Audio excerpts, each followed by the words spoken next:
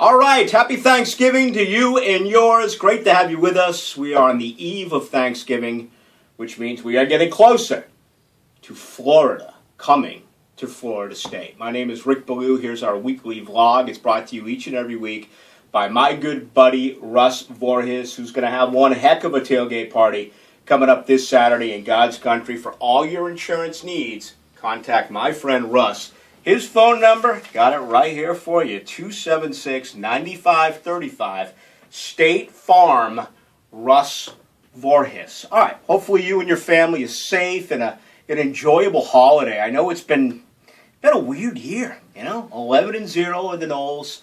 They still control their own destiny. That's a good thing. But each and every week, it's like 3.5 hours of stress with a happy ending. And that's the way things have worked out this year for FSU. What do you make out of this Florida team? I mean, they were long for dead. They were over. They couldn't do anything. They couldn't get out of their own way. Just abysmal performance, and all of a sudden, right here in Jacksonville, at the world's largest outdoor cocktail party, they physically pound a much better football team than the Georgia Bulldogs. They ran it right down their throat to the tune of 418 yards. You put that on top of what we saw again this past Saturday at home in the rain against a very physical Boston College run offense that presents some problems. That's the biggest deal for FSU. This week, next week against Georgia Tech, and who knows if they win both those, once again to the playoff, can Florida State defend the run?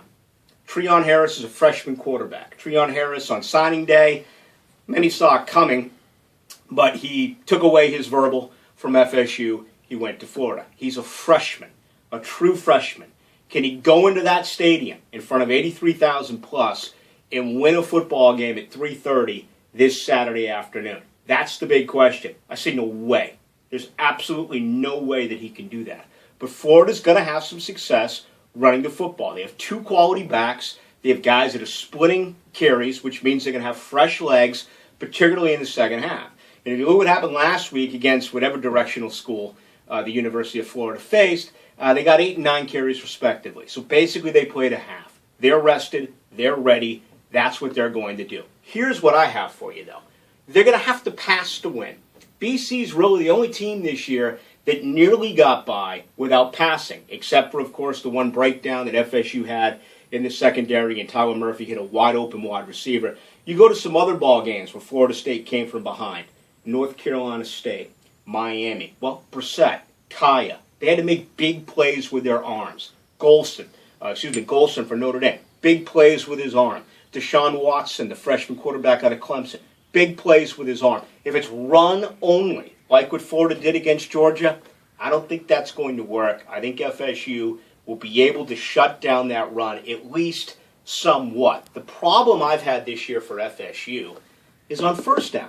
I hear everyone say they can't stop people on third down. Yeah, that's accurate. But you got to do something with the chains. I mean, you can't allow them to get 6 and 7 and 8 yards on first down. You can't get out there with 2nd and 2 and 2nd and 3. You're playing behind the chains. You're not going to win a football game that way.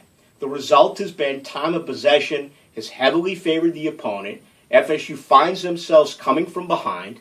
It's a football team that averages 12.5 possessions a game. They only got 8 at-bats against Boston College. That's not going to work. They need more possession time. They need more of an opportunity to take that football down the field. The defense needs to step up. I'm trying to figure out, along with you, what's going on with Charles Kelly and what's going on with his 4-2-5 defensive scheme. They believe they're best right now in nickel coverage. Most teams in college football play trips at wide receiver. However, when BC's running the football down your throat 16 consecutive times, you bring in a third linebacker, or you bring in a 5th defensive line. That is what I have had a tough time accepting this year with 85 scholarship athletes on this football team. Where's the depth? Yeah, we know that NLS is gone for the year. Yeah, we know that a league way got thrown out of school. Can you not play Levenberry? Can you not play Hodgkins? Can you not bring in Bryant or Nadi or someone on that defensive line? Shanks. They're using the same bodies. These guys get tired, particularly in the third half. I really hope that Charles Kelly looks at the Georgia tape, understands that Florida's going to run the football, and add some depth this weekend against the Florida Gators. We'll see. It should be interesting. Merry Christmas as well from the Balloos. I'd like to thank Ainsley and Tegan Ballou for bringing me my beautiful Christmas tree here this afternoon in Ballou Sports Bar. It's never too early to celebrate time with your family and your friends. And it's never too late to bring back memories of what it's like when Florida comes in to Florida State. How about 20 years ago? Boy, it's tough to believe it was 20 years ago when Florida was up 31-3 against Florida State. Florida State scored 4 unanswered touchdowns, 28 points. Okay, they went on to tie that game 31 apiece. They went on to win the rematch a month later. That was played in the Sugar Bowl. It was called the fifth quarter in the French Quarter, and it was a great ball game. That's an outstanding memory from 20 years ago. Not such a good memory from 10 years ago when I was working in Chicago. I remember flying into Tallahassee. Ron Zook had just been fired.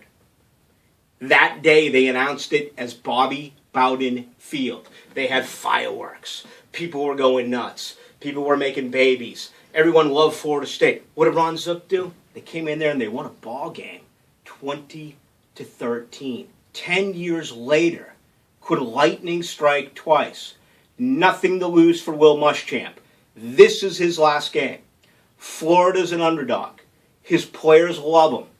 Fake punts, fake kicks, counters, passes maybe from a wide receiver taking a ball from Treon Harris, going for it on 4th and 1 and 4th and 2 from their own side of the field. Nothing to lose for Florida. They're going to do absolutely everything in their power to ruin what has been so far the perfect season for FSU. My final thought is this. I thought Jameis Winston played maybe one of the best games of his career this past Saturday. It was wet. It was rainy. There were too many drops by wide receivers. I hope the confidence hasn't waned in his third and fourth targets in Bobo Wilson and in Ermon Lane. Okay? I feel very confident about Rashard Green. By the way, DJ Durkin said it will not be one-on-one matchup all week long, Hargraves against Green. They're going to go with their scheme, which I see as a mismatch, something that should help Florida State. A lot of confidence in Rudolph, a lot of confidence in O'Leary. The running attack is improving. The offensive line giving Jameis time.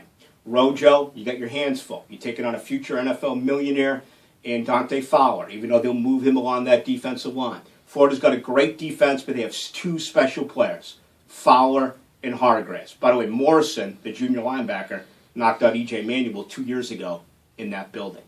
2 years ago in that building was the last time Florida State lost a ball game. They won 27 in a row. I'll see you Saturday at the Doak as the Noles go for number 28 in a row. For the record, I like Florida State to win this ball game by the score of 27-20. You can reach me each and every day on Twitter, Ballou, at 1010XL. The radio show is on 1010XL and 92.5 FM. We are on from 3 until 7. I wish you and I wish all of yours a very happy Thanksgiving. Live from Ballou Sports Bar. We'll pick it up next week. Remember, my report's brought to you by Russ Voorhis. His phone number is 276-9535. See you in Tallahassee on Saturday. Have a great weekend.